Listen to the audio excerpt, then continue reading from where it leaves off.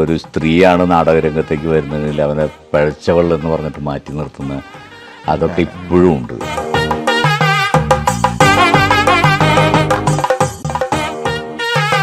ഈ നാടകക്കാരുടെ മുഖത്തേക്കും നാടകക്കാരുടെ വീടിൻ്റെ അടുക്കളയിലേക്കും നിങ്ങളുടെ ക്യാമറ ഫോക്കസ് ചെയ്ത് കഴിഞ്ഞാൽ ഒരുപാട് ചിരിക്കാനും കരയാനും ഉള്ള വിഷയമുണ്ട്. ആ ഒരു ജീവിതകാലം ഓർക്കുമ്പോൾ വല്ലാത്തൊരു വിഷമം തോന്നുന്നുണ്ട് ഇപ്പോൾ. അതുകൊണ്ട് തന്നെയാണ് ഇപ്പോൾ എനിക്ക് നാടകക്കാരെ കൂടെ നിൽക്കണം എന്നുള്ളൊരു ചിന്ത വരുന്നത്. നാടകം കളിച്ച് ഒന്നാമത്തെ സ്റ്റേജ് കഴിഞ്ഞു, രണ്ടാമത്തെ സ്റ്റേജ് കഴിഞ്ഞു. തിരിച്ചു പോകുന്ന വഴിക്ക് കട്ടൻ ചായ കുടിക്കാൻ ഇറങ്ങി റൂട്ടിലെവിടെയോ ഒരു ചായപ്പിൻ്റെ അവിടെ എവിടെ ഇരുന്ന് അറിയാതെ ഉറങ്ങിപ്പോയി. ഒടുവിലാണ് സംഭവം ഉണ്ടായിട്ടുണ്ട്. അത് ഭയങ്കര രസകരമായിട്ടുള്ള സംഭവം.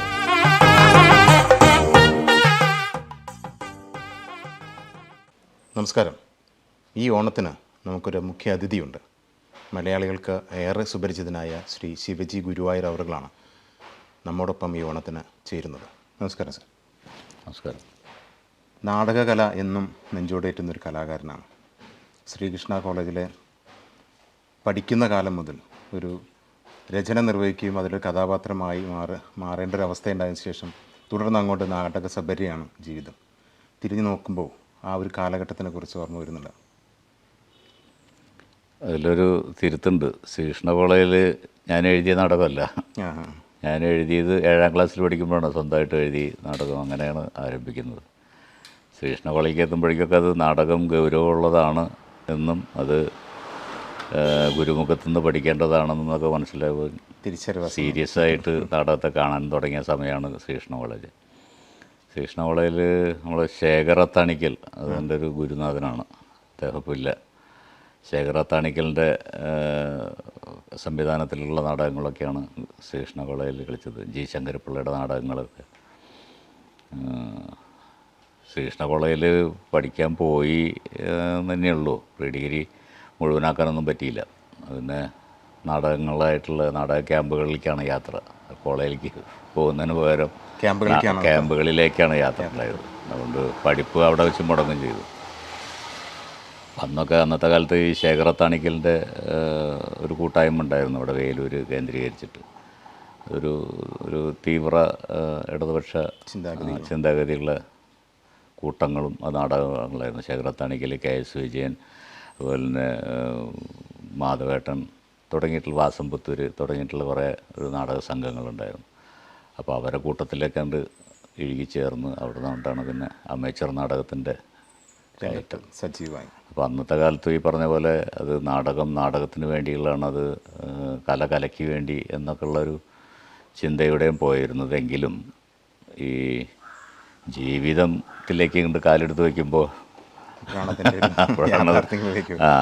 അപ്പോൾ ജീവിതം പച്ചയായിട്ടുള്ള ജീവിതം ഇങ്ങനെ പല്ലിളിച്ച് ഇങ്ങനെ കാണിക്കുമ്പോൾ നാടകം തന്നെ ഉപജീവന മാർഗമാക്കാം എന്നുള്ള നമ്മൾ അന്നത്തെ ചിന്ത മാറ്റി എഴുതാനുണ്ടായത്. അങ്ങനെയാണ് ഈ പ്രൊഫഷണൽ നാടകത്തിലേക്ക് വരുന്നതും. മുൻകാലങ്ങളിലൊക്കെ ഈ കേട്ടിട്ടുണ്ട് ഒന്നൊക്കെ ഈ തീവ്ര ഇടതുപക്ഷ ചിന്താഗതിയുള്ള നാടകങ്ങളായിരുന്നു. അപ്പോൾ അത്തരത്തിലൊരു ഇടതുപക്ഷ മനസ്സായിരുന്നു ആ സമയത്ത് ഉള്ളിലുണ്ടായിരുന്നത്. തീർച്ചയായിട്ടും. ഞാനൊരു കമ്മ്യൂണിസ്റ്റ് കുടുംബത്തിൽ ജനിച്ചു വളർന്ന ഒരാളാണ്. പക്ഷേ ഈ ശേഖരത്താണിക്കലിൻ്റെ കൂടെ പോകുമ്പോഴും അതിനുശേഷം ഞാൻ പഠിച്ചു വളർന്ന കമ്മ്യൂണിസം അത് ശരിയല്ല എന്നുള്ളൊരു തോന്നലിലും ആണ് ഈ തീവ്ര ഇതിലേക്ക് മാറിയത്. അല്ലാതെ ശേഖരത്താണിക്കലിൻ്റെ ആശയങ്ങളോടും പൂർണ്ണമായിട്ട് യോജിച്ചിരുന്നില്ല എന്നും. എന്നാലും അത്തരം നാടകങ്ങൾ, ഇപ്പോൾ കബന്ധങ്ങൾ എന്ന് പറഞ്ഞ നാടകം, അതുപോലെ തന്നെ തേവരുടെ ആന, കള്ളക്കോലങ്ങൾ, പിന്നെ കള്ളക്കോലങ്ങൾ ഒക്കെ നാടകങ്ങളൊക്കെ അത്തരത്തിലുള്ള നാടകങ്ങളുള്ള അതുപോലെ തന്നെ പ്രവാചകരെ കല്ലെറിയുന്നവൾ എന്നൊക്കെയുള്ള നാടകം ഒരു തീവ്ര ഇടതുപക്ഷ ചിന്താഗതി. അതെന്താണെന്ന് വെച്ചാൽ നമ്മൾ ശുദ്ധ കമ്മ്യൂണിസം എന്ന് പറയുകയാണെങ്കിൽ അതിലേക്കുള്ളൊരു ചിന്തയാണ്. ഇപ്പോഴും അങ്ങനെ തന്നെ. ആ മനോഭാവത്തിൽ മാറ്റമൊന്നും വന്നിട്ടില്ല. പക്ഷേ കമ്മ്യൂണിസത്തിൽ ചില മാറ്റങ്ങളൊക്കെ വന്നിട്ടുണ്ട്. കമ്മ്യൂണിസത്തിൽ നമുക്കത് ചില പൊരുത്തക്കേടുകൾ വരുമ്പോൾ നമുക്കത് യോജിക്കാൻ പറ്റുന്നില്ല. അത് എല്ലാവർക്കും അറിയുന്ന പോലെ തന്നെ ഇപ്പോൾ കമ്മ്യൂണിസ്റ്റ് പ്രസ്ഥാനത്തിലുള്ളവർക്കും അറിയുന്ന പോലെ തന്നെ എൻ്റെ അറിവ്. ഒരു പക്ഷേ ഒരിക്കലൊരു വാർത്തയിൽ അങ്ങ് കണ്ടിട്ടുണ്ടായിരുന്നു ഒരു പ്രതിഷേധം, ഒരു ഗുരുവായൂരത്തൊരു പ്രതിഷേധം, ഒരു വേറിട്ട പ്രതിഷേധം. ഒരു കലാകാരനെ പ്രതിഷേധിക്കാൻ രാഷ്ട്രീയമോ മറ്റോ ആയുധങ്ങളോ വേണ്ട എന്നുള്ള രീതിയിലായിരുന്നു. അത് എന്തുകൊണ്ടാണ് അത് കല തന്നെ തിരഞ്ഞെടുക്കാനുള്ള ഒരു കാരണം ആ പ്രതിഷേധത്തിന്? കലാകാരൻ പൊതുവെ അങ്ങനെ ആയിരിക്കണം എന്നുള്ളൊരു കോൺസെപ്റ്റിലാണ് ഞാൻ നിൽക്കുന്നത്. കലാകാരൻ ഒരു സമൂഹത്തിനോട് എപ്പോഴും ഫൈറ്റ് ചെയ്യുന്നവനായിരിക്കണം. നെറികേടുകളോട് അല്ലെങ്കിൽ തെറ്റുകളോട് തെറ്റുകൾ തിരുത്താൻ പ്രതികരണശേഷിയുള്ളവനായിരിക്കണം കലാകാരൻ. ഒരു നാടകക്കാരൻ ജീവിക്കാൻ വേണ്ടി നാടകം കളിക്കുകയോ അല്ലെങ്കിൽ ജനങ്ങളെ ചിരിപ്പിക്കാനും സന്തോഷിപ്പിക്കാനും വേണ്ടി കയ്യിലെടുക്കുക ഒരു നാടകം കളിച്ച് അവൻ്റെ ഒരു കയ്യടി ഏറ്റുവാങ്ങുക എന്നതിനൊക്കപ്പുറത്ത് കലാകാരന് പലതും സമൂഹത്തിൽ ചെയ്തു തീർക്കുന്നുണ്ട്. അത് നമ്മൾ പോയ കാലത്തൊക്കെ ഉള്ള നാടകങ്ങൾ പരിശോധിച്ചാൽ കാണാൻ പറ്റും. ഇപ്പോൾ KPSCയുടെ നാടകം തോപ്പിൽ ബാസി ഒരിക്കലും ഒരു നാടക എഴുത്തുകാരനായിരുന്നില്ല, അയാളൊരു നല്ല കമ്മ്യൂണിസ്റ്റുകാരനായിരുന്നു. അപ്പോൾ അയാൾക്ക് പറയാനുള്ള ആശയങ്ങൾ ജനങ്ങളോട് പറയാനുള്ളൊരു ആയുധമാക്കിയിട്ടാണ് നാടകത്തിനെടുത്തത്. അങ്ങനെയാണ് അദ്ദേഹം നാടകക്കാരനായിട്ടുള്ളത്. പലരും അങ്ങനെ തന്നെയാണ് നാടകം എഴുതിയിട്ടുണ്ടാവുകയാണെങ്കിൽ. ഇപ്പോൾ പാട്ടബാക്കി എന്നുള്ള നാടകം അവരൊന്നും നാടകക്കാരനല്ലായിരുന്നു, നാടക എഴുത്തുകാരൻ എന്നുള്ള അറിയപ്പെട്ടുള്ള ഇരിക്കുന്ന നേരത്തല്ല. അതുപോലെ തന്നെ അടുക്കളയിൽ നിന്ന് രംഗത്തേക്കുള്ള നാടകം എഴുതുന്നതും അവർ അതിൻ്റെ മുമ്പ് നാടക പ്രവർത്തകരല്ലായിരുന്നു. ഉള്ളിലെ വലിയ വലിയ തീവ്രമായ അത് എങ്ങനെ ജനങ്ങളിലേക്ക് എത്തിക്കാം, ജനങ്ങളെ എങ്ങനെ ഇളക്കാം എന്നുള്ളതിനുള്ളൊരു ആയുധമാണ്. അതിപ്പോൾ ഇന്നും വേണമെങ്കിൽ ഉപയോഗിക്കാവുന്നതാണ്. പക്ഷേ നിർഭാഗ്യവശാൽ നമുക്കതിന് കഴിയുന്നില്ല. അതിന് പല എടുക്കാൻ ആളില്ല, എതിർക്കാനേ ആളുള്ളൂ, എടുക്കാൻ ആളില്ല. നാടക കലാകാരന്മാരെന്ന് ഏറ്റവും കൂടുതൽ അനുഭവിക്കുന്ന ഒരു വ്യഥ അവിടെയാണ്. അവതരിപ്പിക്കാൻ വേദി വേണം, അല്ലെങ്കിൽ കണ്ടെത്താൻ ഇടങ്ങളില്ല. അതന്നെ ഈ അവതരിപ്പിക്കാൻ വേദികളുണ്ടെങ്കിൽ തന്നെ നമ്മൾ അന്നത്തെ പോലെയുള്ള ആശയങ്ങൾ പ്രചരിപ്പിക്കാൻ പറ്റുന്നില്ല. ഒരു അന്ധവിശ്വാസമായിട്ടുള്ള ചില ആചാരങ്ങൾ ഇപ്പോഴും നിലനിൽക്കുന്നുണ്ട്. അപ്പോൾ അത് പാടില്ല എന്ന് നാടകത്തിലൂടെ പറയാൻ സമ്മതിക്കുന്നില്ല, നമ്മൾ പറയാൻ സമ്മതിക്കുന്നില്ല. സ്റ്റേജ് കത്തിച്ച് കളയുന്നൊരു അവസ്ഥയാണ്. അതുപോലെ തന്നെ ഇപ്പോൾ രാഷ്ട്രീയത്തിൽ എന്തെങ്കിലും പ്രശ്നങ്ങളുണ്ടെങ്കിൽ അത് ചൂണ്ടിക്കാണിക്കാൻ പറ്റുന്നില്ല. അപ്പോൾ അവർ പ്രശ്നക്കാരായി. മതങ്ങളെക്കുറിച്ച് പറയാൻ പറ്റുന്നില്ല, അന്ധവിശ്വാസങ്ങളെ പറ്റി പറയാൻ പറ്റുന്നില്ല, രാഷ്ട്രീയത്തിനെ പറ്റി വിമർശിക്കാൻ പറ്റുന്നില്ല. ഒക്കെ അത് അപ്പോൾ നാടകം വേണ്ട എന്നുള്ള തന്നെ. ഇപ്പോൾ ഈ പ്രൊഫഷണൽ നാടകക്കാർ അനുഭവിക്കുന്ന ഏറ്റവും വലിയ തകരാറെന്താണെന്ന് വെച്ചാൽ അവർ ആരെയും മുഷിപ്പിക്കാതെ, ആരെയും വേദനിപ്പിക്കാതെ, എല്ലാവരെയും തലോടിക്കൊണ്ടുള്ള ഒരു നാടകം, അതാണ് അവർക്ക് വിറ്റഴിക്കാൻ പറ്റുന്നുള്ളൂ. അവിടെ നമ്മൾ ഉദ്ദേശിക്കുന്ന നാടകത്തിൻ്റെ നേരത്തെ പറഞ്ഞ പോലെയുള്ള നാടകം ഒരു എതിർപ്പുകളെ ചൂണ്ടിക്കാണിക്കുന്ന അവിടേക്ക് ചെല്ലാൻ പറ്റുന്നില്ല നാടകത്തിന്. അത് എഴുത്തുകാരനും അനുഭവിക്കുന്ന ഒരു വലിയ പ്രശ്നമാണ് അത്. അതിൻ്റെ ഉദാഹരണമാണ് ഇപ്പോൾ MT പണ്ട് എഴുതി വെച്ച ആ ഒരു നിർമ്മാല്യം എന്നുള്ള ഒരു സിനിമ നാടകമാക്കാൻ ഇപ്പോൾ പറ്റില്ല. അത് MT തന്നെ പറഞ്ഞു അത് പറ്റില്ല എന്നുള്ളത്. ഇന്നത്തെ സമൂഹമല്ല സത്യം പറഞ്ഞാൽ. അത് ഇന്ന് കളിക്കാൻ പറ്റില്ല. അത് MTക്ക് പോലും, അത് എഴുതിയ MTക്ക് പോലും ഇന്നത് ഒന്ന് റീറൈറ്റ് ചെയ്യാൻ പറ്റില്ല.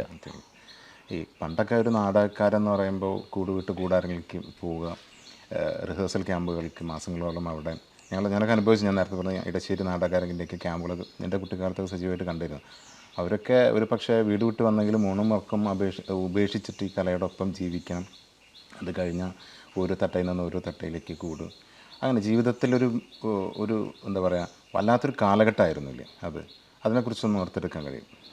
അത് എല്ലാവരും അനുഭവിക്കുമ്പോൾ അപ്പോൾ ഭയങ്കര ഒരു ഇന്ന് ഓർക്കുമ്പോൾ അതൊരു സുഖമുള്ള ഓർമ്മയാണ്, വേദനകളായിട്ടാണ് തോന്നുന്നത്. അന്നൊക്കെ ഒരുപാട് കഷ്ടങ്ങൾ അനുഭവിച്ചിട്ടുണ്ട്. പക്ഷേ ഇന്നത് ഓർക്കുമ്പോൾ ഒരു സുഖമുള്ള നോവ് എന്ന് പറയില്ലേ, അങ്ങനെയാണത്. അത് എല്ലാ നാടകക്കാർക്കും അങ്ങനെ തന്നെയാണ്. അവൻ ആ തീക്ഷ്ണമായിട്ടുള്ള അനുഭവങ്ങളിലൂടെ കടന്നു പോകുമ്പോൾ വിചാരിക്കും ഇനി ഇത് വേണ്ട, വേറെ എന്തെങ്കിലും മാർഗം എന്ന് പറഞ്ഞിട്ട് ഒളിച്ചോടാൻ തോന്നിയാലും അവൻ അവിടെ തന്നെ കിടന്ന് അവിടെ തന്നെ തിരിച്ചെത്തും. അതൊരു പലരും പറയേണ്ടത് ഭ്രാന്താണെന്ന് പറയാറുണ്ട് നാടകത്തിന്. അങ്ങനെയുള്ളൊരു ആ ഒരു ഭ്രാന്ത് തന്നെയാണ് ഇന്ന് നാടകത്തെ പിടിച്ചു നിർത്തുന്ന നെടുംതൂണ് എന്ന് പറയുന്നത്. ആ ഒരു ഭ്രാന്ത് തന്നെയാണ്. അപ്പോൾ അത് അത്തരം വിഷമഘട്ടങ്ങളിലൂടെയൊക്കെ കടന്നു പോകാത്ത നാടകപ്രവർത്തകർ ആരും തന്നെ ഇല്ല.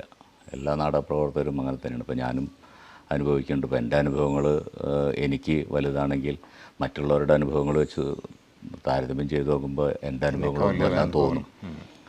അത് വല്ലാത്തൊരു അനുഭവം തന്നെയാണ്. അത് നാടകപ്രവർത്തകർക്ക് മാത്രമുള്ള ഒരു സംഭവം തന്നെയാണത്. അതുകൊണ്ട് തന്നെയാണ് നാടകക്കാരിങ്ങനെ പിടിച്ചു നിൽക്കുന്നതും ഒരു ഉന്നതി എന്ന് പറയുന്നത്, ഒരു സമ്പന്ന ജീവിതം എന്ന് പറയുന്നത് അവർക്ക് നഷ്ടപ്പെടുന്നത് അതുകൊണ്ട് തന്നെ. ഞാൻ അതിലേക്കാണ് സാറിനോട് ചോദിക്കാൻ വന്നത്. കാരണം വെച്ചാൽ കലാകാരന്മാരെന്ന് പറയുമ്പോൾ പ്രത്യേകിച്ച് നാടകം മറ്റ് കലകളെ അപേക്ഷിച്ചിട്ട് ഒരുപാട് സമയം എടുക്കണം, അവരുടെ ജീവിതത്തിൽ വലിയൊരു സമയം അതിന് കൊടുക്കണം. ഇതൊക്കെ കഴിഞ്ഞാലും തിരിഞ്ഞ് നോക്കുമ്പോൾ, കുടുംബത്തിലേക്ക് നോക്കുമ്പോൾ, വീട്ടിലേക്ക് നോക്കുമ്പോൾ അവിടെ ഉണ്ടാകുന്നൊരു ചെറിയൊരു വേദന ഉണ്ട്. എനിക്കൊന്നും നേടാൻ കഴിഞ്ഞു കല എന്നുള്ളത് സമൂഹത്തിൽ എത്തിച്ച് എങ്കിലും അത്തരത്തിൽ തോന്നിയിട്ടുണ്ടോ എപ്പോഴെങ്കിലും? തീർച്ചയായിട്ടും. എനിക്കിപ്പോൾ വന്നു ചേർന്നിട്ടുള്ളത് ചിലപ്പോൾ ഒരു എൻ്റെ ഭാഗ്യം കൊണ്ടോ അല്ലെങ്കിൽ നിർഭാഗ്യം കൊണ്ടോ എന്ന് പറയാം, ഒരു സിനിമയിലേക്ക് വരാൻ പറ്റി. അപ്പോൾ സാമ്പത്തികമായിട്ട് വലിയ ഉന്നതിയിലൊന്നും എത്തിയില്ലെങ്കിലും നാടകത്തിലുണ്ടായിരുന്ന ആ ഒരു കാലഘട്ടം പോലെയല്ല ഇപ്പോൾ ജീവിതം. ഇപ്പോൾ ഒരു മീഡിയം ലെവലിൽ ജീവിച്ചു പോകാൻ പറ്റുന്നുണ്ട്. ബാക്കിയുള്ളത് നമ്മൾ വേറെ തരത്തിൽ ചെയ്യുന്നുണ്ട് നാടക പ്രവർത്തകർക്ക് വേണ്ടിയിട്ട് തന്നെ. അപ്പോൾ ആ ഒരു ജീവിതകാലം ഓർക്കുമ്പോൾ വല്ലാത്തൊരു വിഷമം തോന്നുന്നുണ്ട് ഇപ്പോൾ. അതുകൊണ്ട് തന്നെയാണ് ഇപ്പോൾ എനിക്ക് നാടകക്കാരെ കൂടെ നിൽക്കണം എന്നുള്ളൊരു ചിന്ത വരുന്നത്. എന്നോടൊപ്പം പട്ടിണി കിടന്നവർ നാടകക്കാരാണ് ഇപ്പോൾ മുഴുവൻ കേരളത്തിലുള്ളത്. അപ്പോൾ ഞാൻ മാത്രം 3 നേരം ഭക്ഷണം കഴിക്കുമ്പോൾ എനിക്ക് മനസ്സിൽ ഒരു വല്ലാത്ത ഒരു പ്രശ്നമുണ്ട്. അപ്പോൾ അതുകൊണ്ട് തന്നെയാണ് നാടക പ്രവർത്തകരെ മുഴുവൻ എൻ്റെ കൂടെ ചേർക്കണം എന്നുള്ളൊരു തോന്നൽ.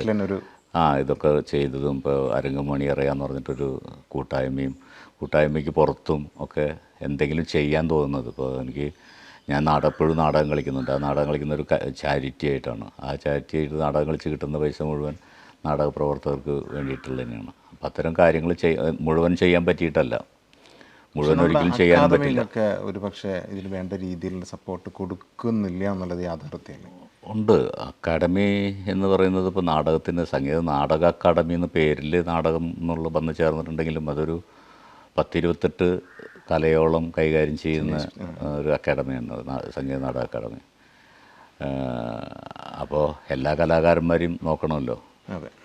പിന്നെ ഈ സർക്കാരിൻ്റെ തലത്തുനിന്ന് നമുക്ക് ഈ സാംസ്കാരിക വകുപ്പിന് കിട്ടേണ്ട പൈസ ഒരു വിഹിതം ഉണ്ട്.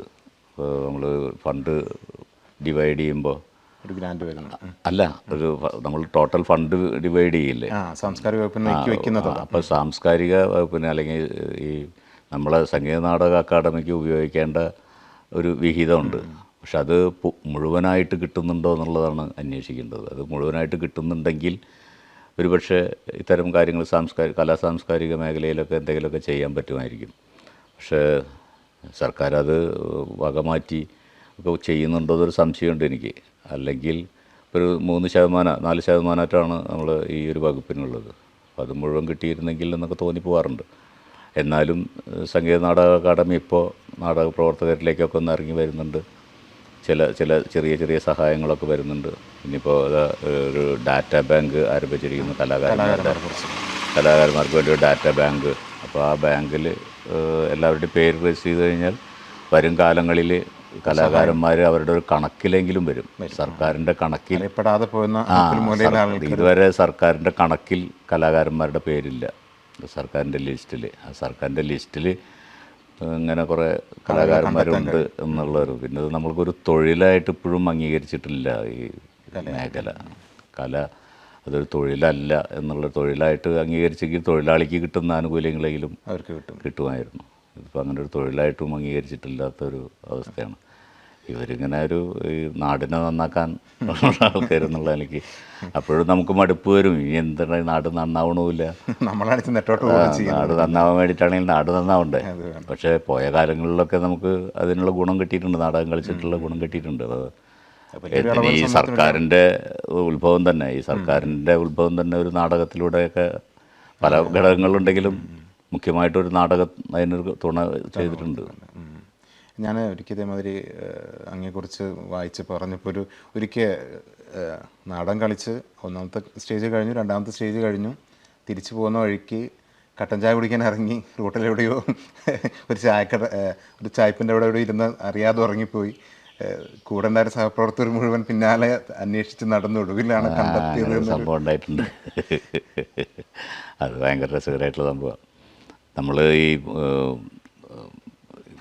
3 നാടകമൊക്കെ ഉണ്ടാവും ചിലപ്പോൾ ഒന്നാം കളി, രണ്ടാം കളി, മൂന്നാം കളി കഴിയുമ്പോഴേക്കും ഏകദാണ്ട് നേരം വെളുക്കാരാവും.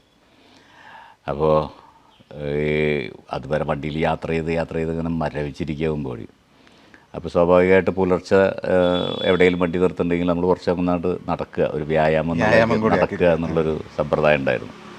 ഇത് നാടകം കഴിഞ്ഞ് അവർ സെറ്റ് കെട്ടുന്നവർക്ക് ഞാനങ്ങോട്ട് നടക്കാം, അപ്പോൾ വഴിയിൽ ചായക്കട തുറന്നിട്ടുണ്ടെങ്കിൽ ചായയും കുടിക്കാമെന്നുള്ള നിലയ്ക്ക് നടന്നതാണ്.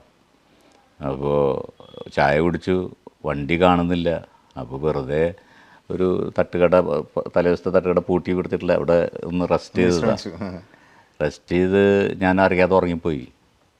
ഇവർ എന്നെ വഴിയിൽ കാണുന്നില്ല, റിവേഴ്സ് വരുന്നുണ്ട്, വീണ്ടും അങ്ങോട്ട് അന്വേഷിക്കുന്നുണ്ട്. കാരണം നടന്നിക്കുന്ന ദൂരം കഴിഞ്ഞിട്ടും കാണാണ്ടായപ്പോൾ അവരും ഭയത്തിലായി. അങ്ങനെ അപ്പോഴേക്കും പിന്നെ നേരം വെളുക്കുന്നവരെ അവരന്വേഷിച്ചു. പകല് ഈ തട്ടുകട കുറക്കാൻ വന്നപ്പോഴാണ് അവിടെ ആളിരുന്ന് ഉറങ്ങുന്നത് കാണുന്നത്. രസകരമായിട്ടുള്ള അനുഭവങ്ങളുണ്ട്. അങ്ങനെ ഒരുപാട് ഇപ്പോൾ ഈ ചാനല് ഒരു നാടകത്തെ പറ്റി സംസാരിക്കുന്നു, അത് വലിയ സന്തോഷം തോന്നുന്നുണ്ട്. കാരണം ഇത്തരം ചാനലുകളൊന്നും ഈ നാടക പ്രവർത്തകരുടെ നേരെ ഫോക്കസ് ചെയ്യാറില്ല, സിനിമയിലേക്കും സീരിയലിലേക്കും പോയിട്ട്. അപ്പോൾ ഈ നാടകക്കാരുടെ മുഖത്തേക്കും നാടകക്കാരുടെ വീടിൻ്റെ അടുക്കളയിലേക്കും നിങ്ങളുടെ ക്യാമറ ഫോക്കസ് ചെയ്ത് കഴിഞ്ഞാൽ ഒരുപാട് ചിരിക്കാനും കരയാനും ഉള്ള വിഷയമുണ്ട്. ഒരുപക്ഷെ സിനിമയിൽ നിന്ന് കിട്ടുന്നതിനേക്കാൾ കൂടുതൽ ഈ നാടകത്തിൽ നിന്ന് കിട്ടിയേക്കാം. ഇപ്പോൾ സിനിമ ലൊക്കേഷൻ പോയി കവർ ചെയ്യുന്നു, അവിടെ സന്തോഷമുള്ള കാര്യങ്ങൾ, ചിരിക്കാനുള്ള കാര്യങ്ങളുണ്ടായിരുന്നു. ഒരു നാടക ക്യാമ്പിലേക്ക് നിങ്ങൾ ക്യാമറ കൊണ്ടുവന്നാൽ അതിനേക്കാൾ ഇരട്ടി ചിരിക്കാനും ഒക്കെയുള്ള കാര്യങ്ങൾ. ഞങ്ങൾ ഒരു സത്യം സാറിനോട് തുറന്ന് പറയണം. ചിലപ്പോൾ ഞങ്ങളുടെ സഹപ്രവർത്തകൻ ഉണ്ടായിരുന്നു, അദ്ദേഹം ഒരു ആക്സിഡൻറ്റിൽ മരണപ്പെട്ടു. ഇതേപോലെ കുറച്ച് കളിയും പാട്ടും ഒക്കെ ആയിട്ടുണ്ടായിരുന്ന ഒരു അവതാരകൻ കൂടിയായിരുന്നു ന്യൂസിൻ്റെ. ആളുടെ പേരിൽ ഞങ്ങളിപ്പോൾ എല്ലാ വർഷവും വിക്രമാദിത്യ എന്ന് പറയും പിന്നെ. അപ്പോൾ ആളുടെ പേരിൽ എല്ലാ വർഷവും ഞങ്ങൾ അവിടുത്തെ ഇതേപോലെ മുൻകാലങ്ങളിൽ സജീവമായ നാടകപ്രവർത്തകരായിരുന്ന ആളുകളെ വിളിച്ചൊരു അനുമോദനം എല്ലാ വർഷവും കൊടുത്തുകൊണ്ടിരിക്കുകയാണ്. നല്ല കാര്യം. അപ്പോൾ അതിലിപ്പോൾ രണ്ടുപേരെ ഇപ്പോൾ ഞങ്ങൾ ഒരുപക്ഷെ ഞങ്ങൾ പോലും അറിയാതെ ഈ നാടകത്തിനും സിനിമയ്ക്കിലെ നാടകത്തിന് വേണ്ടി ഒരുപാട് കാലം ഓടി നടന്ന് വരതയിലും അവിടെയൊക്കെ കളിച്ചിരുന്ന ആളുകൾ ഇപ്പോൾ രണ്ടുപേരെ ഞങ്ങൾ കണ്ടെത്തി അവർക്ക് ആദരം. ഇത്തവണയും ഒരാളെ ഞങ്ങളതിൽ നിന്ന് തിരഞ്ഞെടുക്കാനുള്ള സമയമാണ് ഇപ്പോൾ. അത് സാറിനെ അറിയിച്ചെന്ന് മാത്രം. അപ്പോൾ തീക്ഷ്ണമായ നാടകത്തിൻ്റെ സ്വഭാവങ്ങളിൽ നിന്ന് അഭ്രവാളിലേക്ക് മാറുമ്പോൾ തീർച്ചയായിട്ടും രണ്ട് ലെവലാണല്ലോ. ഒരു മറ്റത് മുഖത്ത് വരുന്ന എല്ലാ ചർമ്മങ്ങളും ഉത്തേജിപ്പിച്ച് ജനങ്ങളത് ബോധ്യപ്പെടുത്തണം. പക്ഷെ സിനിമ എന്ന് പറയുമ്പോൾ ക്യാമറ പകർത്തിയെടുക്കുന്ന നമ്മുടെ മുഖഭാവങ്ങൾ നമ്മൾ അഭിനയിക്കേണ്ടി വരും. രണ്ടും തമ്മിൽ താരതമ്യം ചെയ്യുമ്പോൾ ഏതിനോടാണ് എപ്പോഴും കൂടുതൽ കമ്പം തോന്നുന്നത്? കമ്പം തോന്നുന്നു നാടകത്തോട് തന്നെ. സംശയമില്ല. സിനിമയിലൊരു അനുഭവങ്ങൾ ഇപ്പോൾ ആദ്യ സിനിമയിലൂടെ കയറി സിനിമ, സത്യം പറഞ്ഞ സിനിമയിലിരിക്കുമ്പോൾ എനിക്ക് പറയാമോ എന്ന് എനിക്കറിയില്ല. സിനിമ ഇപ്പോഴും മാനസികമായിട്ട് പൊരുത്തപ്പെടാൻ കഴിഞ്ഞിട്ടില്ല. അന്ന് പറഞ്ഞ അതേ സ്റ്റേറ്റ്മെൻറ്റ് തന്നെയാണ്. അല്ല, അത് അങ്ങനെയാണ്. ഇപ്പോഴും നമ്മൾ ശ്രമിക്കുന്നുണ്ട്. പക്ഷേ ഈ നാടകം കൂടെ കൊണ്ടുപോകുന്നതുകൊണ്ടായിരിക്കാം നാടകം തന്നെയാണ് ഇപ്പോഴും ഇതുവരെ മാറിയിട്ടില്ല. അത് നാടകക്കാരനെന്നുള്ളതുണ്ടല്ലോ, നമ്മൾ എനിക്കിഷ്ടമാണ് അത് നാടകം. ഏറ്റവും കൂടുതൽ പാഷൻ ഇഷ്ടമാണ് നാടകം. കാരണം നമുക്ക് പറയാനുള്ള കാര്യങ്ങൾ ജനങ്ങളോട് പറയാൻ പറ്റുന്ന ഒരു മീഡിയ തന്നെയാണ്. അതിന് ഒരുപാട് ലിമിറ്റേഷൻസ് ഉണ്ടെങ്കിലും അത് പ്രൊഫഷണൽ നാടകത്തിനാണ്. ഇപ്പോൾ അമേച്ചർ നാടകമാകുമ്പോൾ നമുക്ക് പറയാനുള്ള കാര്യങ്ങൾ പറയാൻ കുറച്ചും കൂടി സ്വാതന്ത്ര്യമുണ്ട്. ചില നാടകങ്ങളൊക്കെ നിർത്തിവെക്കേണ്ടി വന്നിട്ടുണ്ടെങ്കിലും എന്നാലും പറയാൻ പറ്റുന്നുണ്ട്. അപ്പോൾ അതൊരു ജൈവകല ആയതുകൊണ്ട് തന്നെ ജനങ്ങളായിട്ട് കറക്റ്റ് ഇൻട്രാക്ട് ചെയ്യാൻ പറ്റുന്നുണ്ടല്ലോ. അതൊരു വലിയ കാര്യമായിട്ട് തോന്നിയിട്ടുണ്ട്. സിനിമ എന്ന് പറയണത് ഇപ്പോഴും എനിക്ക് നാടകത്തിലൊക്കെ അഭിനയിച്ച ആ ഒരു അതിനോട് ചേരാവുന്നൊരു വേഷം കിട്ടാഞ്ഞിട്ടാണോ, അത് കിട്ടാൻ സാധ്യതയുണ്ടോ എന്നറിയില്ല. അപ്പോൾ നമ്മൾ നാടകത്തിൽ ചെയ്ത വേഷങ്ങളോ അപേക്ഷിച്ച് നോക്കുമ്പോൾ സിനിമയിൽ എനിക്കൊന്നും ചെയ്യാൻ പറ്റിയിട്ടില്ല. സിനിമയിൽ പൈസ കിട്ടുന്നുണ്ട് എന്നുള്ളൊരൊറ്റ കാര്യമാണ് ഇപ്പോൾ എന്നെ അതിൽ പിടിച്ചു നിർത്തുന്നത്. ജീവിതോപാധി പൈസ കിട്ടുന്നുണ്ട് എന്നുള്ളൊരു കാര്യം. പൈസ നമ്മൾ ഒരു വല്ലാത്തൊരു എമൗണ്ടല്ല, നമുക്ക് ജീവിക്കാനുള്ള പൈസ അതിന് കിട്ടുന്നുണ്ട്. നാടകം പോലെയല്ല, അത് വ്യത്യാസമുണ്ട്. നാടകം കളിച്ച് കിട്ടുന്ന പൈസയല്ല സിനിമയിൽ നിന്ന് കിട്ടുന്നത്, അതിന് കുറച്ച് വാല്യൂ ഉണ്ട്. പിന്നെ അഭിനയത്തിൻ്റെ കാര്യമാകുമ്പോൾ രണ്ടിലും അഭിനയിക്കുക തന്നെയാണ് നമ്മളെങ്കിലും സിനിമ വരുമ്പോൾ അതിൻ്റെ ആ ഒരു റേഞ്ച് വ്യത്യാസമുണ്ട്. ഇപ്പോൾ കഥകളി പോലെയല്ലല്ലോ നാടകം. കഥകളിയിലെ ആംഗ്യവിക്ഷേപങ്ങൾ കുറേയും കൂടി വൈഡാണ്, വല്ലാതെ എൻലാർജ് ചെയ്തിട്ടാണ് കാണിക്കേണ്ടി വരിക. അത് ആ ഒരു ആട്ടവിളക്കിൻ്റെ മുമ്പിൽ കാണിക്കുന്നു, അത് എല്ലാവരിലും കാണിക്കാൻ വേണ്ടിയിട്ടുള്ള. നാടകത്തിലും അങ്ങനെ തന്നെയാണ്, കുറച്ച് അകലിരിക്കുന്ന ഒരു ഓഡിയൻസും പ്രേക്ഷകന് പോലും കാണണം. കാണാൻ വേണ്ടിയിട്ട് വാങ്ങുന്നതും കൊടുക്കുന്നതും ഒക്കെ കൈ നീട്ടി നീട്ടിനടുത്ത് നീട്ടി ഒക്കെയാണ് ചെയ്യേണ്ടി വരും. കുറേ കൂടെ എക്സാജറേറ്റ് ചെയ്ത് ചെയ്യേണ്ടി വരും. സിനിമയിൽ അത് വേണ്ടി വരില്ല. സിനിമയിൽ പറഞ്ഞാൽ ക്യാമറ നമ്മളെ അടുത്ത് വന്ന് ഒപ്പിയെടുക്കുമ്പോൾ തന്നെ നമ്മളിപ്പോൾ ഒരു കണ്ണടയ്ക്കുന്നത് പോലും വേണ്ട വിധം അടച്ചില്ലെങ്കിൽ അത് വലിയ കടയുടെ ഷട്ടർ ഇടുന്ന പോലെയൊക്കെ ഫീൽ ചെയ്യും. അപ്പോൾ ആ ഒരു വ്യത്യാസം മനസ്സിലാക്കി അഭിനയിക്കുക എന്നുള്ളതുള്ളൂ. അഭിനയിക്കണം, രണ്ടിലും അഭിനയം വേണം. പലരും പറയും സിനിമയിൽ അഭിനയിക്കേണ്ട, വെറുതെ ബിഹേവ് ചെയ്താൽ മതി. അതല്ല, അഭിനയിക്കണം, കഥാപാത്രമായിട്ട് മാറണം, മാറിയാലേ പറ്റുള്ളൂ. ഇപ്പോൾ ലാൽ ജോസ് അന്ന് കണ്ടെത്തി കേരളത്തിന് തന്ന ഒരു എന്താ പറയുക, ഒരു കലാകാരനാണ്. നാടകകലാകാരൻ എന്ന രീതിയിൽ അറിയപ്പെട്ടെങ്കിലും സിനിമയിൽ അഗ്രവാളിലേക്ക് എത്തുമ്പോൾ അന്ന് അദ്ദേഹം കണ്ടെത്തി കേരളത്തിന് തന്നൊരു കലാകാരനാണ് അങ്ങ്. ഈ സിനിമാ ജീവിതത്തിൽ ഏറ്റവും കൂടുതൽ എന്താ പറയുക ഇഷ്ടം തോന്നിയ ഒരു സംവിധായകൻ അല്ലെങ്കിൽ ഒരു കഥാപാത്രം? എല്ലാ കഥാപാത്രവും നമുക്ക് ഇഷ്ടം തന്നെയെന്ന് പറയേണ്ടി വരും. കാരണം ഇഷ്ടമല്ലാത്തൊരു കഥാപാത്രം നമ്മൾ ചെയ്യില്ല. തിരഞ്ഞെടുത്ത് അത് അല്ല, ഞാൻ സെലക്റ്റീവായിട്ടില്ലെങ്കിലും എല്ലാ കഥാപാത്രങ്ങളും ചെയ്യുന്നുണ്ടെങ്കിലും അത് നമ്മളെ ഇഷ്ടത്തിലേക്ക് വഴങ്ങി കൊണ്ടുവരണം. നമുക്ക് തീരെ ഇഷ്ടമില്ലാത്ത ഒരു കഥാപാത്രമായിട്ട് നമ്മൾ റിജക്റ്റ് ചെയ്തിട്ടുള്ളൂ. എനിക്കത് ചെയ്യാൻ പറ്റില്ല എന്ന് പറഞ്ഞിട്ടുള്ളൂ. നമ്മളൊരു അത് പാടില്ല എന്ന് തോന്നിയ ഒരു നെഗറ്റീവ് ഒരു ഇമ്പാക്റ്റ് ഓഡിയൻസിന് കൊടുക്കും. ഒരു ആൻറ്റി സോഷ്യലൊക്കെ ആയിട്ടുള്ള അങ്ങനെ തോന്നിയപ്പോൾ ഞാനത് ചെയ്യാൻ പറ്റില്ല എന്ന് പറഞ്ഞു. അതിനകത്തൊരു വൾഗറായതുകൊണ്ട് ചെയ്യാൻ പറ്റില്ല, വേണമെങ്കിൽ ഞാൻ തിരിച്ചിങ്ങനെ ചെയ്യാം എന്ന് പറഞ്ഞ് മാറ്റി ചെയ്യേണ്ടൊക്കെ വന്നിട്ടുണ്ട്. അപ്പോൾ അത് നമ്മൾ ഇഷ്ടത്തിലേക്ക് വഴങ്ങി കൊണ്ടുവരണം. നമുക്ക് ഇഷ്ടമില്ലാത്തൊരു കഥാപാത്രം ചെയ്താൽ ശരിയാവില്ല. അപ്പോൾ നമ്മൾ ആദ്യം നമ്മളെ ഇഷ്ടമുള്ളതാക്കുക എന്നുള്ളതാണ്. ഏതൊരു കഥാപാത്രം കിട്ടിയാലും അത് നമുക്ക് ഇഷ്ടമുള്ളതാക്കി നമ്മളോട് ഇഷ്ടമുള്ളതാക്കിയാലേ നമ്മളിലേക്ക് വരുള്ളൂ. അത് ഇഷ്ടമില്ലാത്തതൊന്നും നമ്മളുള്ളിലേക്ക് കയറില്ല. അപ്പോൾ ഇഷ്ടമുള്ളതാക്കിയിട്ടാണ് നമ്മൾ ചെയ്യുന്നത്. എന്നാലും ചില കഥാപാത്രങ്ങളൊക്കെ നമ്മൾ വല്ലാതെ, ഇപ്പോൾ ഈ രാജസേനൻ്റെ ഒരു സിനിമ ഉണ്ടായിരുന്നു, ഭാര്യ ഒന്ന് മക്കൾ മൂന്ന് എന്ന് പറഞ്ഞിട്ട്. അത് തിയേറ്ററിലൊന്നും അധികം വിജയിച്ചില്ല, ഉണ്ട് മറ്റേ ഈ ടി വിയിലൊക്കെ വന്നപ്പോൾ അത് വല്ലാതെ വിജയിച്ചു. അപ്പോൾ അതിൽ രാജസേനൻ്റെ അച്ഛനായിട്ടൊരു വേഷം ചെയ്തു ഞാൻ.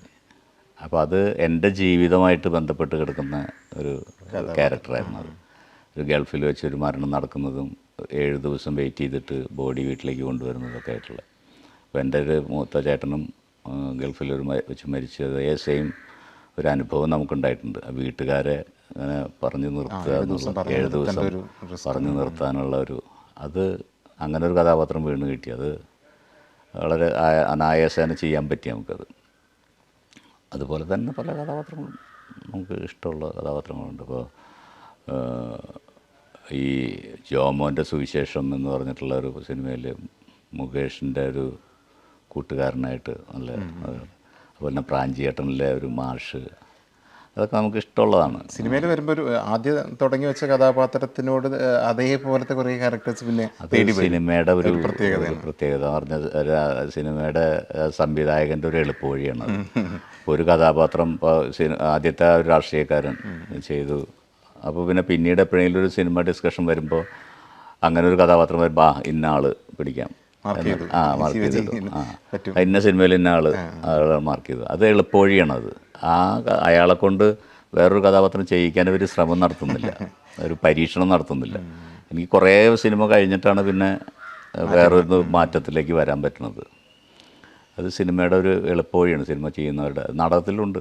കാരണം അവരൊരു കഥാപാത്രം അങ്ങനെ ഒരു ക്യാരക്ടറൈസ് ചെയ്യുമ്പോൾ ഈ ക്യാരക്ടർ ഇന്നാൾ ചെയ്യാം, കോമഡി ആണെങ്കിൽ ഇന്നാൾ, അങ്ങനെ ഒരു ഇതുണ്ട്. അപ്പോൾ ഈ കോമഡി ചെയ്യുന്ന ആളൊക്കെ ഒന്ന് മാറ്റി ചെയ്യാനുള്ളൊരു ശ്രമം നടത്തുന്നില്ല. അങ്ങനെ കുറേ കാലങ്ങളെടുത്തിട്ടാണ് നമ്മൾക്ക് മാറ്റം വരുന്നത്. കോമഡിയിലേക്ക് കിടക്കുന്നു, വില്ലനിലേക്ക് കിടക്കുന്നു, ക്യാരക്ടർ കോമഡി ചെയ്തിട്ടുണ്ട്. സിനിമ ജീവിതത്തിൽ ഒരുപാട് കഥാപാത്രങ്ങളായിട്ട് അവതരിപ്പിക്കേണ്ടേ. ഇനി ചെയ്യണമെന്ന് ആഗ്രഹിക്കുന്ന, മനസ്സിൽ കണ്ടെത്തുന്ന ഒരു മനസ്സിൽ ഒരു ആഗ്രഹം ഉണ്ടാകും, എനിക്കൊരു കഥാപാത്രത്തെ കിട്ടിയാൽ എനിക്ക് അവതരിപ്പിക്കായിരുന്നു എന്നങ്ങനെ തോന്നുന്ന ഒരു? ഞാൻ പണ്ട് മുതൽ ആഗ്രഹിക്കുന്ന ഒരു കഥാപാത്രമാണ് കർണൻ. അപ്പോൾ നാടകത്തിൽ ഏതാണ്ട് അതിനോട് സമാനമായിട്ടുള്ള വേഷങ്ങളൊക്കെ ചെയ്തിട്ടുണ്ട്. ഞാനതിൻ്റെ ഒരു സോളോ പെർഫോമൻസ് ചെയ്യാനായിട്ടുള്ളൊരു ധാരണയിലൊക്കെ നിൽക്കുന്ന ഒരു കഥാപാത്രമാണ് കർണൻ. എനിക്ക് ഏറ്റവും ഇഷ്ടപ്പെട്ട ഒരു കഥാപാത്രം. ഇപ്പോൾ സിനിമയിൽ തന്നെ എല്ലാ പ്രധാനപ്പെട്ട മുഖ്യധാര നിൽക്കുന്ന എല്ലാവരുമായിട്ട് അഭിനയിച്ചിട്ടുണ്ട്. ഇപ്പം മമ്മൂട്ടി, മോഹൻലാൽ, ഇപ്പോൾ യുവ നടന്മാർ ഉൾപ്പെടെയുള്ള ആളുകൾ, ഇവരൊക്കെ സിങ്ക് ചെയ്ത് പോകുമ്പോൾ മനസ്സിൽ അവർ നമ്മൾ കുറേ ദൂരം നിന്നിരുന്ന ആളുകൾ തൊട്ടടുത്ത് കാണുമ്പോൾ ഉണ്ടായിരുന്നൊരു അനുഭവം, മമ്മൂട്ടിയും അതുപോലെ ലാലേട്ടനും ഒക്കെ ആയിട്ടുള്ളൊരു അനുഭവം സെറ്റുകളൊക്കെ. ഞാനിപ്പോൾ ഈ അറബിക്കഥ കഴിഞ്ഞ് അടുത്ത സെറ്റിലേക്ക് ചെല്ലുമ്പോൾ തന്നെ എനിക്ക് ആ ഒരു സ്വീകാര്യത ഉണ്ടായിരുന്നു. കാരണം അറബിക്കഥ നാടകം കണ്ടിട്ട് ഇതാരാണെന്ന് ചോദിക്കുമ്പോൾ അതൊരു നാടക പ്രവർത്തകനാണ് എന്നുള്ളൊരു, ഞാനൊരു നാടകക്കാരനാണെന്നുള്ളൊരു അഡ്രസ്സ് ചെയ്യപ്പെട്ടിട്ടുണ്ട്. അപ്പോൾ ഈ അറബിക്കഥയ്ക്ക് ശേഷമുള്ള ലൊക്കേഷനിൽ ചെല്ലുമ്പോൾ, ഇപ്പോൾ ഉദാഹരണത്തിന് കഥ പറയുമ്പോൾ, അപ്പോൾ അവിടെ ഒക്കെ നമ്മൾ ശ്രീനിച്ചേട്ടനെ കാണുന്നു. ശ്രീനിച്ചേട്ടൻ അറബിക്കഥയിലുണ്ടായിരുന്നല്ലോ. അപ്പോൾ മമ്മൂക്കിക്ക് പരിചയപ്പെടുത്തുന്നത് ശിവജി.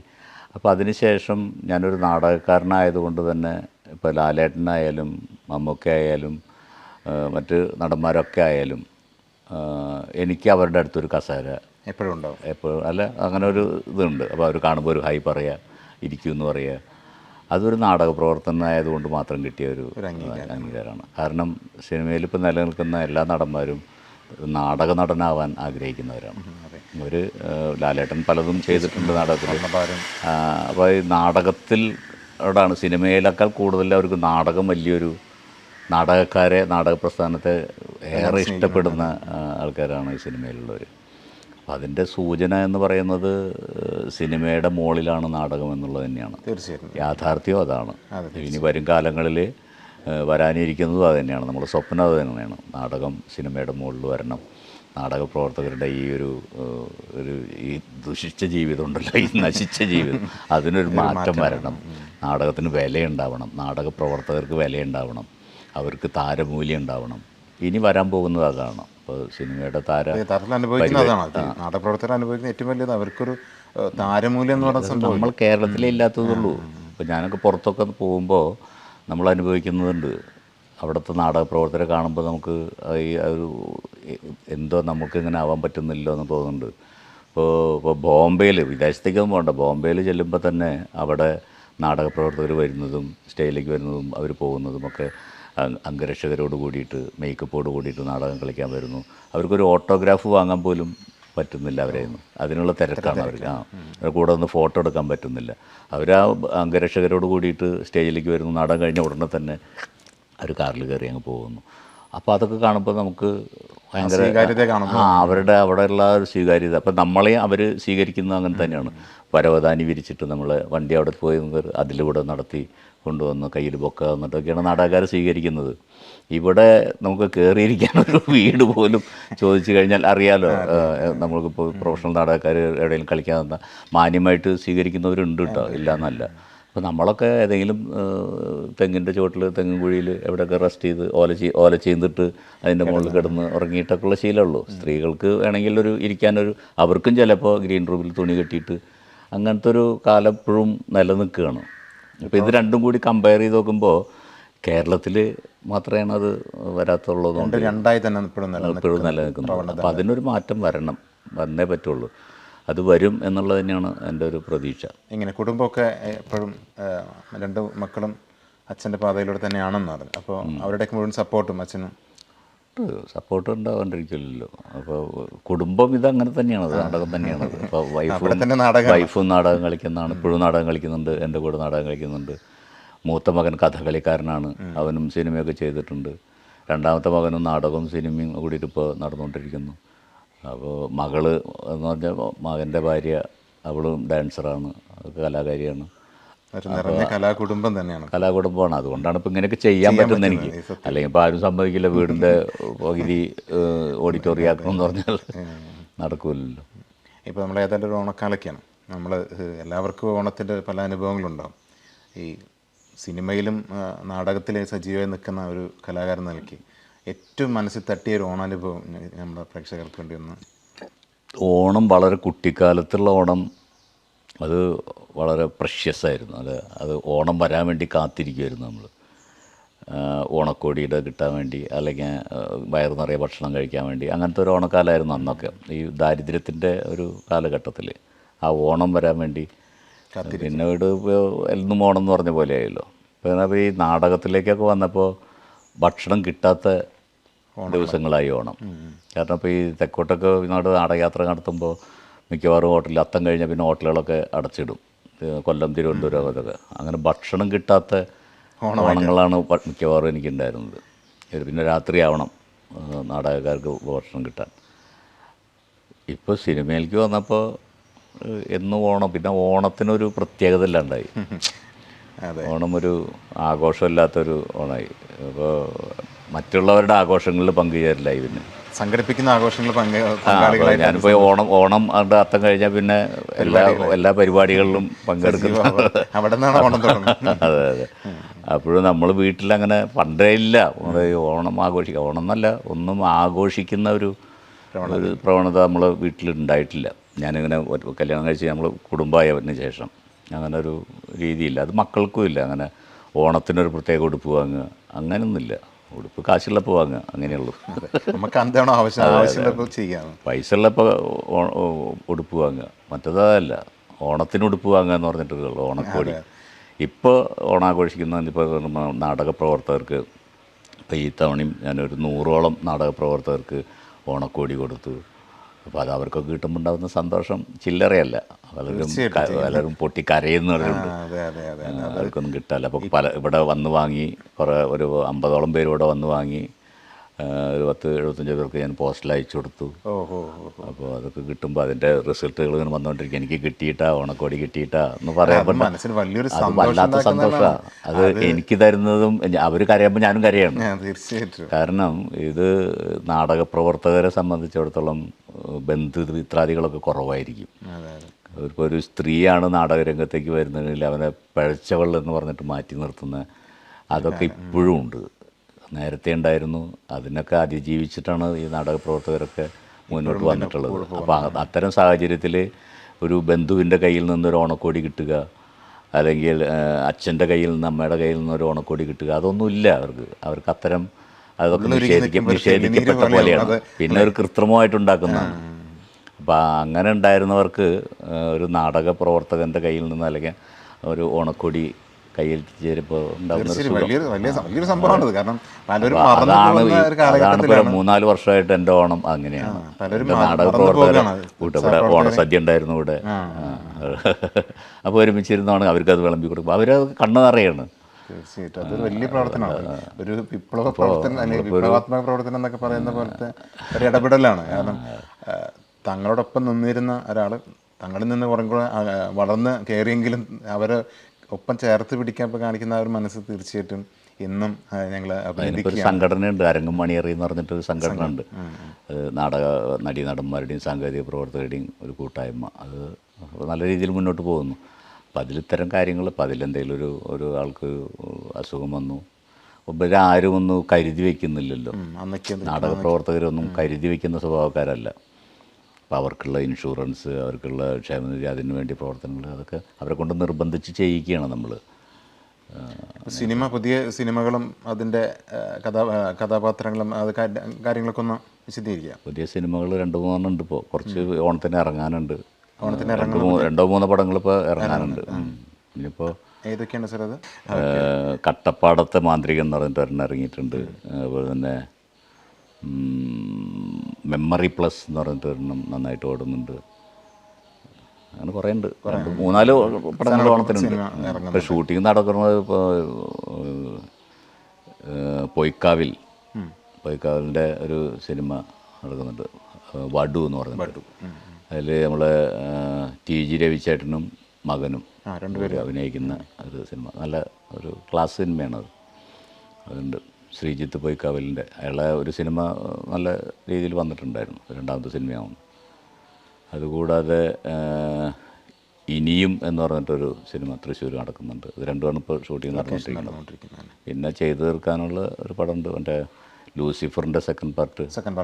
അതിൽ ഒരു 1-2 ദിവസത്തെ വർക്കും കൂടി ബാക്കിയുണ്ടാവും എനിക്ക്. അതിൽ കഥാപാത്രം നല്ല ദൈർഘ്യമുള്ള അല്ല, അത് നേരത്തെ ലൂസിഫറിലുണ്ടായിരുന്ന സെയിം കഥാപാത്രം തന്നെ, അതിൻ്റെ തുടർച്ച എന്നുള്ള എനിക്ക്. എന്താ മേടയിൽ മാധവൻ നാറ്റ പറഞ്ഞിട്ടൊരു കഥാപാത്രം. ശരി. അപ്പോൾ ഞാൻ പ്രേക്ഷകർക്ക് ഒരു ഓണാശംസ പറഞ്ഞുകൊണ്ട് അങ്ങയുടെ എന്താ പറയുക നല്ല മനസ്സിന് ആദ്യം ഞങ്ങൾ നന്ദി പറയണം. കാരണം നേരത്തെ പറഞ്ഞു വെച്ചതിൽ നമ്മൾ കൂടെ നടക്കാനല്ല, ചേർത്ത് പിടിക്കാനാണ് പ്രയാസം. പലരും കൂടെ നടക്കാണ്ട വിട്ടുപോകും. പക്ഷേ ഒപ്പം നടന്നവരെ ചേർത്ത് പിടിച്ച് അവർക്ക് ഓണക്കോടി കൊടുക്കാനും അവരുടെ സുഖദുഃഖങ്ങൾ പങ്കാളിയാവാനും ഒക്കെ അങ്ങ് കഴിയുന്നു എന്ന് പറഞ്ഞാൽ അതൊരു വലിയ മനസ്സാണ്. ആ മനസ്സ് ആരും കാണാതെ അതിൽ ഞാൻ സന്തോഷം കണ്ടെത്തുന്നുണ്ടല്ലോ. അപ്പം അതെൻ്റെ ഒരു സ്വാർത്ഥതയാണ്. തീർച്ചയായിട്ടും ഉള്ളിൽ അതാണ് അതിൻ്റെ നമുക്ക് സന്തോഷം കണ്ടെത്താനുള്ളൊരു വഴി. അതെ അതെ അതെ അതെ. അപ്പം ഈ അവസാനമായി നമ്മുടെ പ്രേക്ഷകർക്ക് വേണ്ടി ഒരു ഓണാശംസ നേർന്നുകൊണ്ട് നമുക്ക് അവസാനിപ്പിക്കാം. അപ്പോൾ ഇതുവരെ നമ്മളോട് സംബന്ധിച്ച് അദ്ദേഹത്തിൻ്റെ ജീവിതാനുഭവങ്ങളും അദ്ദേഹം എന്താ പറയുക നടന്നു നീങ്ങിയ വഴിയിലൂടെ അദ്ദേഹത്തിൻ്റെ ഒപ്പം നിന്നവരെയും ചേർത്ത് പിടിച്ചാണ് ശ്രീ ശിവജി എന്ന മഹാനടൻ നമ്മളോടൊപ്പം ഇതുവരെ അനുഭവങ്ങൾ പങ്കുവച്ചത്. ഈ ഓണത്തിന് അദ്ദേഹത്തെ നമുക്ക് ലഭിച്ചതിൽ വളരെ സന്തോഷമുണ്ട്. നമ്മുടെ പ്രേക്ഷകർക്ക് വേണ്ടി എന്താണ് സാറിന് ഈ ഓണത്തിന് സമ്മാനിക്കാനുള്ളത്, ആശംസിക്കാനുള്ളത്? NCV കേരള വിഷൻ്റെ എല്ലാ പ്രേക്ഷകർക്കും എൻ്റെയും എൻ്റെ കുടുംബത്തിൻ്റെയും ഹൃദ്യമായ ഓണാശംസകൾ നേരുകയാണ്. നമ്മൾ ഒരു വലിയൊരു ദുരന്തമുഖത്തുനിന്ന് മനസ്സ് വേർപ്പെടുത്തി കൊണ്ടുവരുന്നേ ഉള്ളൂ. വയനാട് ദുരന്തം ഇപ്പോഴും അവിടെ ദുരന്തമായി തന്നെ നിലനിൽക്കുമ്പോൾ മറവി മനുഷ്യന് ഒരു അനുഗ്രഹമാണ്. ആ ഒരു അനുഗ്രഹത്തിലാണ് ഇപ്പോൾ നമ്മൾ ഈ ഓണം ആഘോഷിക്കുന്നത്. മറക്കാനുള്ള കഴിവ് മനുഷ്യനില്ലായിരുന്നെങ്കിൽ നമ്മളൊരടി പോലും മുന്നോട്ട് പോകില്ലായിരുന്നു. ഇതും നമ്മൾ മറന്നേ പറ്റുള്ളൂ. അപ്പോൾ അങ്ങനൊരു ദുരന്തത്തിൻ്റെ പശ്ചാത്തലത്തിൽ ഈ വർഷം സർക്കാർ തലത്തിൽ ഓണാഘോഷങ്ങളൊക്കെ മാറ്റിവെച്ചെങ്കിലും പലയിടം നമ്മൾ ഓണം ഒരു ചടങ്ങായിട്ട് തന്നെ പലയിടങ്ങളിലും കൊണ്ടാടുകയാണ്. എൻ്റെ ഈ വർഷത്തെ ഓണം നാടക പ്രവർത്തകരുടെ കൂടെയാണ്, അത് ഞാൻ പറഞ്ഞു. അപ്പോൾ എൻ്റെയും എൻ്റെ നാടക പ്രസ്ഥാനത്തിൻ്റെയും ഓണ ആശംസകൾ നേരുകയാണ്. എല്ലാവർക്കും എല്ലാവിധ നന്മകളും നേർന്നുകൊണ്ട് നിങ്ങളുടെ സ്വന്തം ശിവജി ഗുരുവായൂർ. Thank you.